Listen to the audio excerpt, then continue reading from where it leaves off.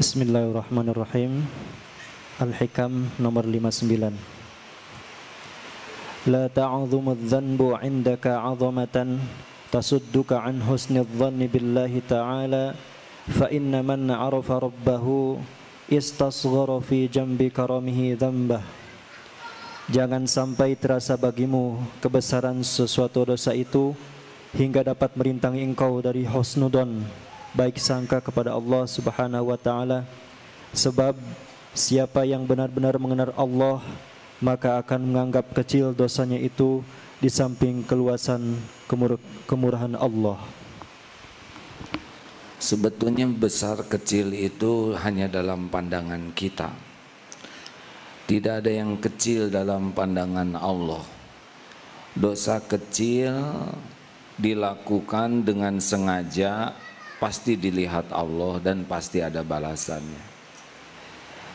Tetapi kalau sudah terlanjur berbuat dosa besar, maka kita harus ingat ampunan Allah lebih luas lagi. Tidak boleh berburuk sangka seakan-akan ampunan Allah, rahmat Allah terbatas. Jadi kalau sudah terlanjur berbuat dosa, tobat saja. Karena ampunan Allah lebih besar, lebih luas dari sebesar apapun dosa.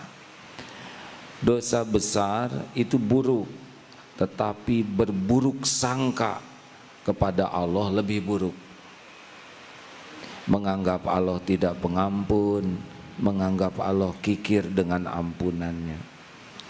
Ibnu Abdullah bin Mas'ud, semoga Allah ridho, orang yang beriman dengar, melihat dosa itu seperti gunung yang akan roboh menimpanya, begitu takut. Orang munafik melihat dosa itu seperti lalat. Jadi kalau orang tidak merasa berbuat dosa, padahal berdosa, itu ciri kemunafikan. Orang-orang yang tahu kepada Allah, tahu bahwa dirinya itu pasti banyak dosa. Seperti sholat asar barusan. Sholat asar barusan, kita harusnya lebih banyak mengharapkan ampunan Allah dalam sholat itu daripada mengharapkan pahalanya. Karena dalam sholat barusan banyak ngaconya, banyak tidak khusyuknya. Bayangkan, kita diundang oleh misal presiden atau gubernur saja. Gubernur sudah memperhatikan khusus. Nah, kita yang minta pertemuan khusus, yang sangat khusus, tapi selama pertemuan ngelantur, mikir kemana-mana, ngomong kemana-mana. Coba, lebih mengharapkan pemberian dari gubernur atau mengharapkan kemaafan dari gubernur? Sholat barusan tuh kita lebih mengharapkan diampuni Allah, karena ngaco selama sholatnya. Kalau sholat khusyuk ngarep sesuatu, nah itu pantas. Tapi kalau sholatnya ngaco seperti ulangan jelek di hadapan guru, lebih banyak mohon dimaafkan daripada mohon nilai yang bagus. Nah, seorang yang kalau ditanya, saudara harus tobat, lalu tersinggung, dosa saya apa? Nah, itu ciri munafik. Karena orang-orang yang beruntung adalah orang yang dibuka hatinya oleh Allah, bisa melihat dosanya sendiri dan takut. Jadi kalau ada orang yang nangis saja, malam hari itu nangis, bukan nangis masalah, bukan menangisi takdir, bukan menangisi keadaan, tapi menangisi dosa, itu beruntung. Tapi kalau orang hanya nangis, kenapa kok nasib saya begini, kenapa kok hidupnya, hanya menangisi keadaan, itu orang yang tidak ridho kepada takdir. Susah tenang. Tidak usah menangisi takdir, karena pasti baik. Tangisilah dosa-dosa penyebab ketidakbaikan. Baik, selanjutnya. لا صغيرة إذا قابلك عدله ولا كبيرة إذا واجهك فضله. Tidak ada dosa kecil jika Allah menghadapi engkau dengan keadilannya, dan tidak berarti dosa besar jika Allah menghadapimu dengan karunia-Nya. Rasulullah sallallahu alaihi wasallam bersabda, "La kabirata ma'al istighfar wa la saghirata ma'al israr." Tidak ada artinya dosa besar jika disertai dengan istighfar atau minta ampun, dan tidak dapat dianggap dosa kecil jika dikerjakan terus-menerus. Ada anak-anak yang sedang main? Ada ya?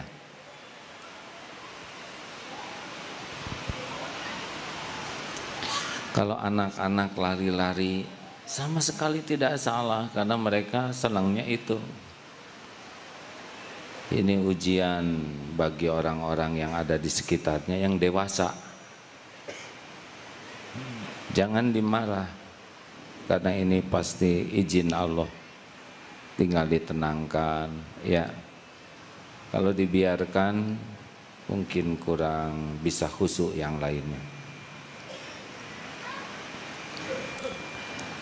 La kabirata ma'al istighfar, tidak ada artinya dosa yang besar kalau dihadapi dengan tobat yang sungguh-sungguh. Dan tidak adalah sogirota ma'al isrol, tidak dianggap dosa yang kecil kalau terus menerus. Kemarin dalam sebuah ceramah mengatakan seorang penanya,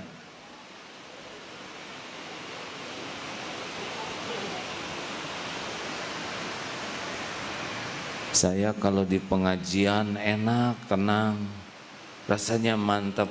Tapi kalau saya sudah pacaran, tiba-tiba saya jadi tidak tenang.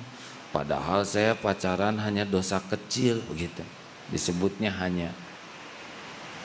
Nah, dari sini saja sudah ketahuan ya, bahwa menganggap remeh dosa kecil akan berulang itu dosa kecil. Dan dosa kecil yang berulang bisa jadi dosa besar. Hadirin sekalian, tidak ada yang luput ya. Kalau setiap dosa yang kita lakukan, misalkan dosa kecil mengeluarkan belatung, satu, sering melakukan dosa kecil, kira-kira seperti apa diri kita kan? Kalau setiap pikiran kotor mengeluarkan belatung di kepala kita, kalau dosa besar, lele, oh dosa sedang, kurang menarik lele.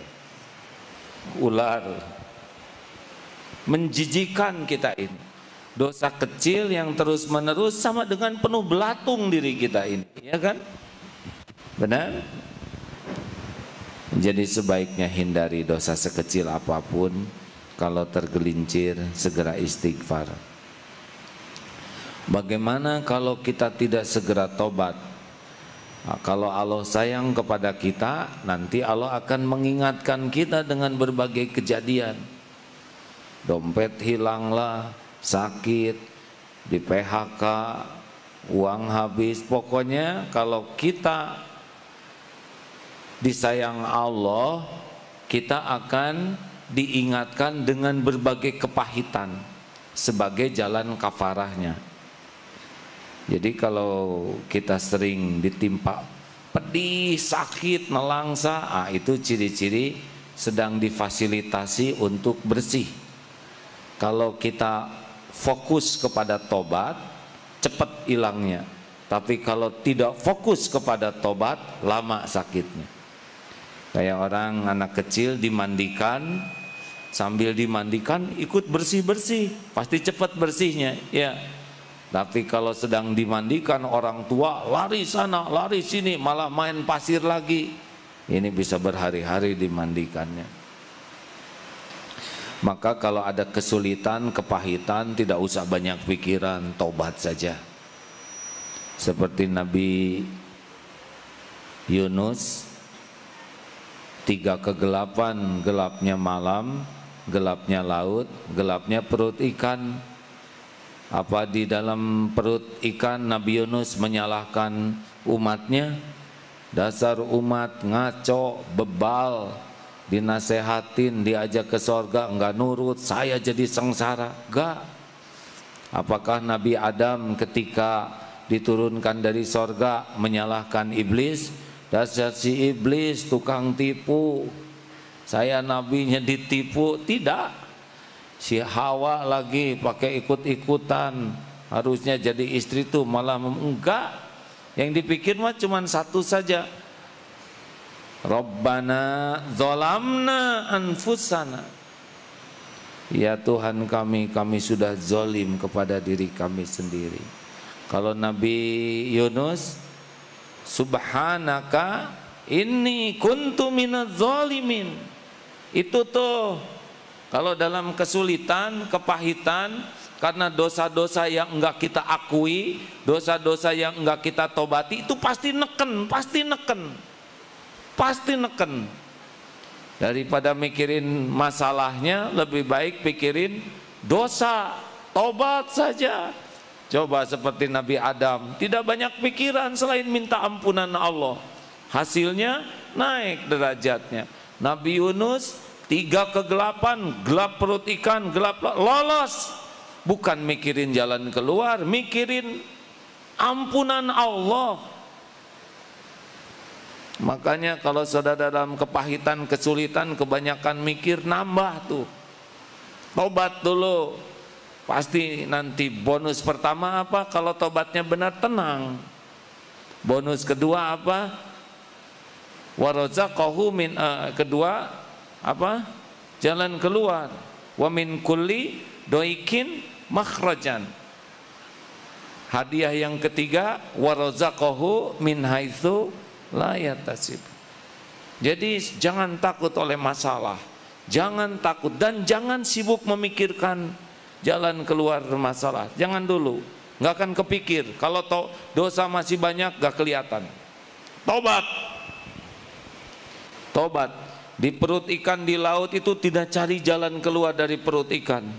Tobat dulu. La ilaha illa anta subhanaka inni kuntu minaz zalimin. Ada caranya nanti.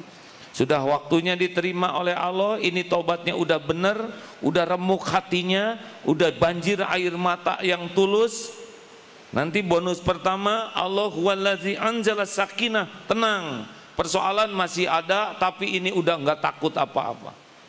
Nanti tobatnya terus, mulai Allah buka. Mungkin si ikannya dibuat mangap, menguap, yang pleng keluar tuh. Saya tidak tahu bagaimana Nabi Yunus bisa keluar dari sana, ya. Atau bersin mungkin, dari hidung, ya. Keluar, pokoknya mah terserah Allah lah. Ikannya juga milik Allah. Kalau Allah mau ngeluarin saja. Bagaimana nanti terendam air, mungkin ikannya oleh Allah dibuat ke atas, mendarat dekat pulau, ya gampang lah. Setiap ikan milik Allah, takluk kepada Allah. Masya Allah. Cukup, terima kasih. Ada yang mau ditanyakan? Tidak rumit hidup ini, ya. Yang rumit itu adalah yang tidak mau tobat. Wa man lam yatub faulaika humudz zalimun. Orang yang tidak mau tobat itulah yang zalim. Kenapa tidak mau tobat? Karena dia tidak merasa bersalah. Apa cirinya orang yang tidak merasa bersalah? Sibuk dengan alasan pembenaran diri. Kenapa orang tidak mau tobat? Karena dia lebih sibuk memikirkan orang lain yang salah dibanding memikirkan dirinya pengundang masalah. Pada waktu dipermalukan, dihina di TV, misal sibuk menyalahkan wartawan, tidak ada gunanya. Lebih baik sibuk saja tobat.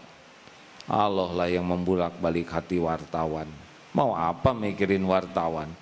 Dia sudah dapat dari apa yang dia lakukan, dan kita dapat dari apa yang kita lakukan. Satu pertanyaan kemarin di Al-Latif menarik. AA, saya bisnis dengan teman saya. Nah, bisnis kami kolab. Teman saya ini betul-betul kerjanya tobat dan dia pasrahkan urusannya kepada Allah. Lalu bagaimana? Jadi saya yang dimarahin orang, jadi saya yang dikejar-kejar. Lalu urusannya bagaimana, beres enggak? Memang beres, tapi gara-gara dia pasrah ke Allah, akibatnya saya yang dimarahin orang. Salah, Bu. Ibu dimarahin orang bukan karena dia pasrah ke Allah. Ibu dimarahin orang karena dosa-dosa ibu. Dosa saya apa? Nah itu nggak ngaku. Siapa tahu selama ini marah ke pembantu, siapa tahu selama ini menyakitin orang-orang kecil, siapa tahu ketika kita bersedekah dilemparkan, melukai hati. Semua rangkaian kezoliman ada catatannya, ada balasannya. Nah sekarang Allah gerakan orang itu marah-marah. Tenang aja, Bu, nanti kalau ibu tobat terus, itu berhenti yang marah. Bagaimana sekarang? Yang marah sudah berhenti belum? Sudah, tuh kan. Bagaimana bisnisnya sekarang? Sekarang lebih bagus, tuh kan. Karena semua kepahitan itu kecil dibanding dengan nikmat yang Allah sediakan bagi ahli tobat. Kan bisyai, sedikit. Semua kepahitan itu sedikit dibanding dengan nikmat yang besar. Dihina 7 tahun itu sedikit dibanding dengan nikmat yakin ke Allah, nikmat tawakal, nikmat iman. Tidak ada apa-apanya 7 tahun. Benar? Tapi sayang, banyak orang yang tidak mau menikmati kepahitan. Padahal kepahitan itu karunia. Kepahitan bagi orang yang ingin mendekat ke Allah adalah hari raya. Bukan pengen pahit, tapi kalau dikasih pahit nikmati. Jangan menangisi kepahitan, tangisi dosa pengundang kepahitan. Terima kasih. Tidak ada pertanyaan? Kalau tidak ada selesai. Mau nanya ya? Dari sini mau ngacungnya sini dulu. Silakan. Assalamualaikum warahmatullahi wabarakatuh. Terima kasih ya. Terkadang saat dimana kita menghadapi kenyataan yang terjadi pada diri kita, apakah itu adalah kejadian yang diakibatkan karena keteloran dalam hidup kita, ataukah itu karena menjadi sebuah cobaan dari Allah SWT? Yang pertanyaan pertama adalah bagaimana membedakan hal itu? Ya. Jawabannya nggak usah dibedakan.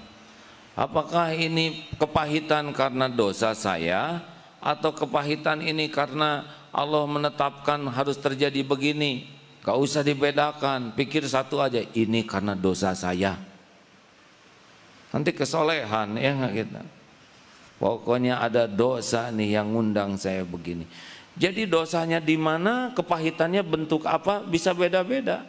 Ini tertarik seorang mahasiswa yang kerja di Jerman sana, baru juga ngantor, tiba-tiba bosnya marah-marah, padahal nggak bikin salah. Tapi hebat mahasiswa ini, menurut saya. Dia pikir, saya nggak punya salah, si bos marah-marah, pasti saya punya dosa nih hari-hari ini. Jangan-jangan istri saya nggak saya bangunkan untuk sholat subuh, jangan-jangan di jalan ada yang harusnya sedekah saya tidak. Si bos mau bagian marah, nyakitin, tapi dosa pengundangnya. Jadi daripada memikirkan si bos yang marah, lebih baik istighfar. Sambil kerja tuh istighfar. Sore hari bosnya ngomong gini, maaf ya, tadi saya lagi lost control, lagi kurang stabil. Kamu nggak salah, jadi saya marahin. Berapa gajinya biasanya sejam? Saya 8,5 euro. Ya udah sekarang 10 euro. Gitu tuh. Sore tuh. Sekarang rada ditunggu-tunggu bosnya marah ya. Udah sarana tobat, udah pembuka rezeki yang tidak diduga-duga. Begitu? Nah, biasanya kalau ada yang marah gitu kita fokus ke yang marahnya. Apa? Saya salah apa? Kenapa dia marah-marah? Terus aja ke sana. Dia lihatnya ini yang padahal banyak dosa dia. Pengundang ini marah. Ini hanya digerakkan aja oleh Allah. Seksi menguji kita, ya. Seksi melukai hati kita. Gitu. Kayak rezeki juga kan, kerja di sini nggak harus dari sini semua. Kita kerja di sini kalau Allah mau buka dari pintu lain. Dan Allah mah nggak diatur oleh kita. Betul? Enak. Makanya tidak usah rewel hidup ini ya. Banyak tobat.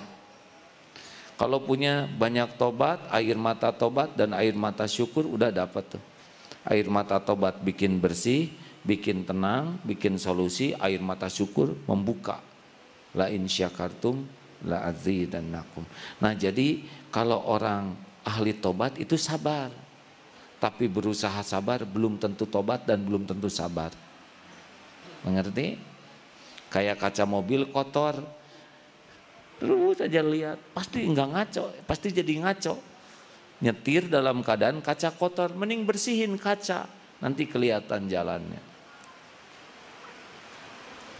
Begitu adik-adik yang banyak cita-cita, banyak tobat ya. Tapi kan kami masih muda. Ya sekarang pemuda sekarang kan dosanya dikit tapi paten-paten loh deh. Masya Allah, astagfirullah. Terima kasih ya. Ini hujan di luar. Jangan ada selintas pun hati yang jelek terhadap hujan. Terserah Allah. Mau kecil, mau sedang, mau besar, terserah yang punya langit dan bumi.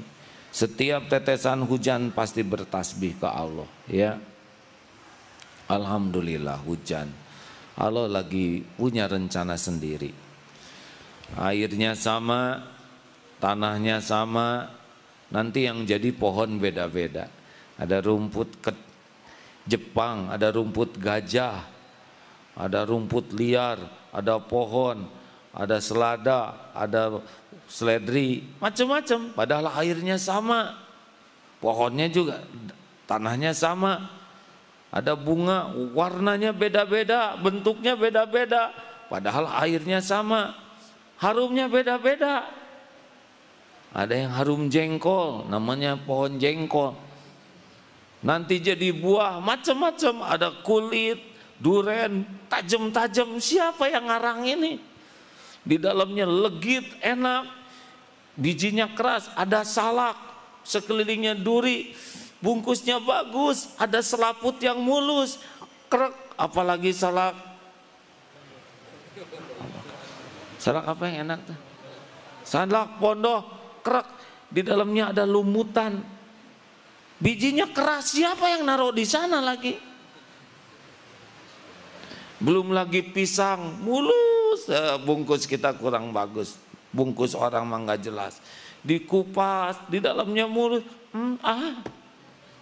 Airnya sama, tanahnya sama.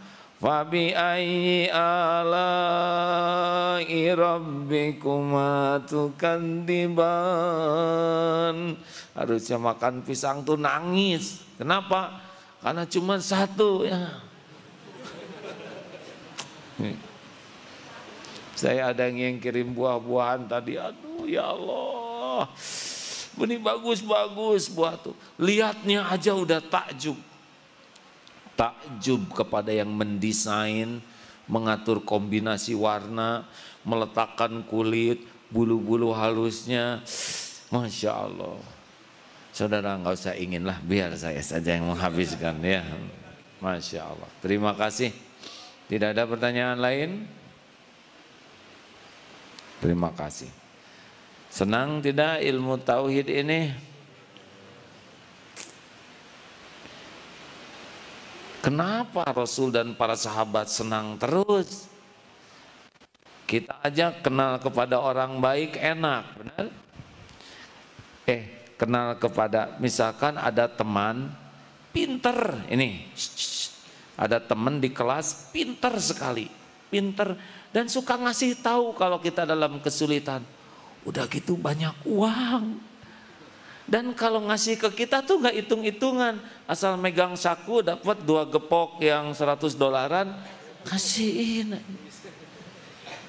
Dia pakai sepatu baru, oh pengen ya, nih kasih. Kita lagi pegel mau dipijat, ternyata dia ahli refleksi. Aduh, enak tidak? Dia ke sekolah pakai motor, kenapa ngeliatin motor saya? Mau ambil aja. Aduh, gimana kira-kira? Senang tidak punya temen yang gitu? Dan pemaaf sekali, ya maaf. Dia mau makan, kita ambil makanannya semua, sok aja nggak apa-apa. Masya Allah, senang tidak? Gaul dengan orang yang nggak jelas aja kita udah senang. Baru ceritanya bagaimana Rasulullah dan para sahabat bergaul dalam tanda kutip dengan Allah yang maha baik, albir, yang maha bijaksana, yang maha kaya, yang maha pemurah. Pasti senang terus, benar? Makanya kalau hidup ingin bahagia harus sering sama Allah, nyenengin. Dengernya aja saudara senang, betul? Saudara sih kebanyakan gaul sama orang, nyebelin. Saya juga orang, hadirin. Badan dengan makhluk, hati dengan pencipta makhluk. Masya Allah. Baru bahagia. Namanya Rabbana atina fid dunya hasanah, itu adalah hati yang yakin, patuh, pasrah, baru nikmat. Gitu deh. Jelas ini SMK. Para pemirsa, tolong rekaman ini diawetkan ya. Siapa tahu manfaat ceramah ini. Akan datang suatu saat yang ceramah ini udah enggak ada lagi di kursi ini. Ya, pasti nih suatu saat saya akan berakhir hidupnya. Pasti enggak akan kedengaran lagi suara dari aslinya. Tapi mudah-mudahan rekaman ini tetap manfaat. Ya. Terima kasih. Allahumma salli ala Sayyidina Muhammad wa ala alihi wa ashabihi ajma'in. Alhamdulillahi rabbil alamin. Ya Allah, Rabbana taqabbal minna salatana wa qiyamana wa syiyamana. Rabbana taqabbal minna ya Allah. Innaka antas sami'ul alim. Innaka antas sami'ul alim. Innaka antas sami'ul alim. Wa tub alaina innaka antat tawwabur rahim. Ya Allah ya Hayyu ya Qayyum, bi rahmatika nastaghits ya Rabb, bi rahmatika nastaghits. Ya Allah ya Hayyu ya Qayyum, bi rahmatika nastaghits. Rabbana zalamna anfusana wa illam taghfir lana wa tarhamna lanakunanna minal khasirin. La ilaha illa anta subhanaka inna kunna minal zalimin.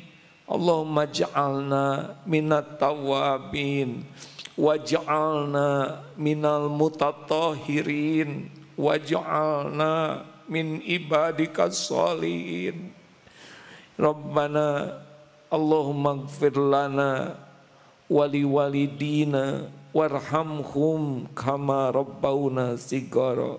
Allahumma ja'al ya Allah, Allahumma inna nas'aluka taubatan nasuha wa taubatan qoblal maut ya Allah, wa rahmatan indal maut wa magfiratan ba'dal maut. Allahumma hawwin alaina fi sakaratil maut. Allahumma inna nas'aluka husnal khatimah wa na'udzubika min su'il khatimah. Allahumma ya Karim, jadikan saat ini saat mustajab doa ya Allah. Rasulmu memberitahu hujan lebat saat mustajab. Kabulkan doa hamba-hambamu ini ya Qarib. Amin. Doalah hadirin. Amin ya Allah. Wa huwa ma'akum aina ma kuntum Dia bersamamu dimanapun kamu berada. Wallahu bima ta'maluna basir. Dia maha melihat apapun yang kamu kerjakan. Doalah.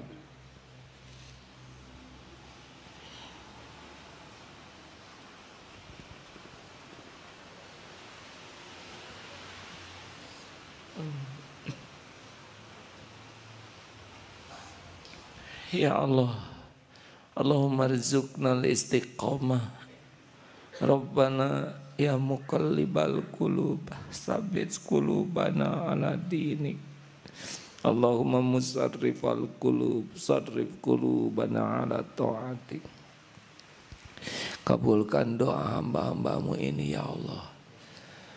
Jadikan kami hafiz-hafizah ya Allah, yang mengamalkan Qur'an-Mu, mendakwahkan Qur'an-Mu, menikmati hidup dengan Qur'an-Mu. Ya Allah, belenggu hati ini sehingga tidak pernah lepas darimu. Ya Allah, tutup semua jalan selain hanya jalan menuju-Mu. Ikat kaki kami ya Allah, kecuali langkah menuju padamu. Ya Allah, robohkan setiap sandaran hidup ini selain bersandar padamu. Cabut rasa takut ini ya Allah, dari apapun, dari siapapun, selain takut tersisih darimu. Takut engkau tidak suka, takut engkau tidak merindukan kami. Berkahilah majelis ini ya Allah. Walau kami tidak melihatmu dengan mata ini, buatlah mata hati kami selalu yakin setiap saat padamu. Allahumma ighfir lil mu'minina wal mu'minat wal muslimina wal muslimat al ahya'i minhum wal amwat. Rabbana atina fid dunya hasanah wa fil akhirati hasanah wa qina adzabannar. Amin ya rabbal alamin. Alhamdulillah. Terima kasih hadirin. Subhanakallahumma wa bihamdika asyhadu alla ilaha illa anta astaghfiruka wa atubu ilaik. Assalamualaikum warahmatullahi wabarakatuh.